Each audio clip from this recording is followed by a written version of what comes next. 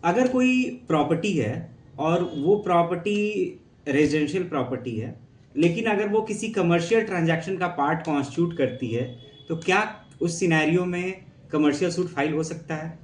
So basically एक ऐसा ही matter Delhi high court के सामने आया था। इसमें एक कंपनी थी, उस कंपनी ने शोरूम खोलने के लिए, शोरूम ओपन करने के लिए बेसिकली उसने एक इंडिविजुअल से लीज एग्रीमेंट एग्जीक्यूट किया।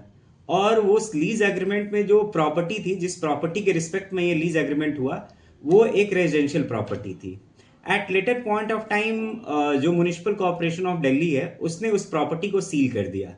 सील करने के बाद जो है, जो कंपनी है, कंपनी ने एक कमर्शियल सूट फाइल किया उस पर्टिकुलर इंडिविजुअल के अगेंस्ट, सिंस कि वो उसका जो शोरूम था वो सील हो गया था। तो जो भी उनके लीज एग्रीमेंट में जो भी क्लॉजेस थे, जो भी डैमेजेस वगैरह के जो भी क्लॉजेस थे, उसके लिए उसने एक कमर्शियल सूट फाइल किया।